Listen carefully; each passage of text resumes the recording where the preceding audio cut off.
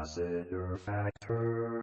Happy New Year, all my movie loving maniacs. This your boy Bankful B of the Last of the Factor. And at the start of the new year, I thought I'd give you my 15 most anticipated movies of 2026.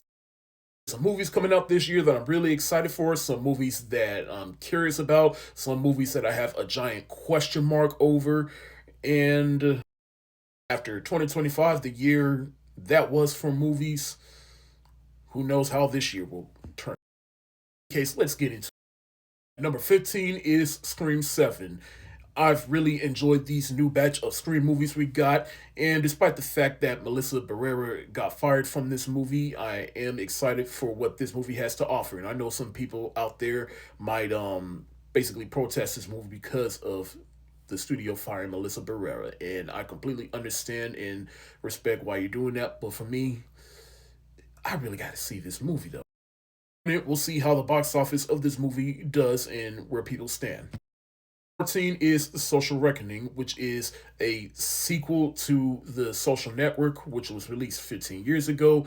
I'm curious to see, basically what chapter of the world of Facebook this movie takes place during, but hey, you can never go wrong with Aaron Sorkin. 13 is Star Wars, The Mandalorian and Grogu, which, hey, Star Wars, I'll see no matter what, but at the same time, I'm just not too excited about this movie. But hey, it's The Mandalorian. 12 is Toy Story 5, which, again, I am a huge fan of the Toy Story movies, but at the same time, we really do not need a fifth movie, but I am curious to see how this movie turns out. This is one of the movies that I have a giant question mark over, and this movie looks like it's going to have something to say about how kids today they like to play with their tablets and phones or whatever versus playing with like toys. So we'll see how this movie does and how it tackles. Number 11 is Scary Movie 6. I plan on rewatching all the scary movies this year, so I'm definitely curious to see how this movie turns out because the Wayans brothers are returning, and I can't wait to see what movies that this movie makes satire of. And you got to think, it's been 12 years since the last scary movie, so they got a lot to play around with. Number 10 is Supergirl, which, again, I loved the first Superman movie that was just recently released, and so I'm curious to see how this one does. And, of course, we all know that Supergirl movie from the 80s, less said the better. This movie looks like it's going to do Supergirl justice. Number 9, Ready or Not 2. I really liked that first movie, and so when I heard that they're making a second movie, I was like, let's see how that turns out. Mara Weaving is rising up to be a new Scream Queen, and she definitely proved that with the first movie, so I can't wait to see how she basically continues that with this movie. Number 8, The Odyssey. It's Christopher Nolan. Need I say more? Now, granted, he hasn't made a movie that I have loved in a long time, but this one, it may be the one that I've loved since The Dark Knight. Actually, Inception is the last Christopher Nolan movie that I've loved. These next two entries are movies that let's say were not on my radar, but I am curious to go to the theater to go see it. And at number 7 is Mother Mary, which stars Anne Hathaway. And I just remember watching the trailer for this. I'm like, what is this? And of course, Michaela Cole is in this. It's one of those ones where I gotta see what this one's all about.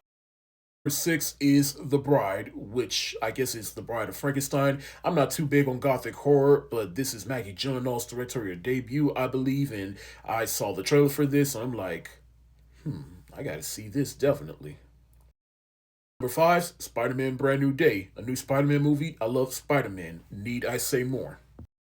Number 4 is another movie that was on my radar, but after watching the trailer, and that is Disclosure Day, which is directed by Steven Spielberg, in which his name alone sold me. And I don't know what this movie's about, but again, Spielberg's name alone sold me at this movie, and I gotta see what this is about.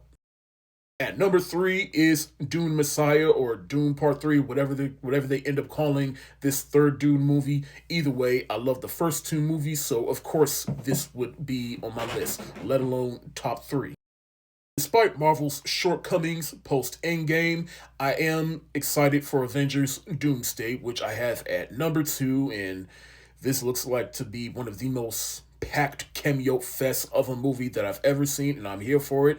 Though, again, this is also a movie that I have a giant question mark over because bringing back Robert Downey Jr. and he's playing Doctor Doom. I don't know about that one, but also you're bringing back different actors that played Marvel characters from other movies, even outside the Marvel Cinematic Universe. Come on now.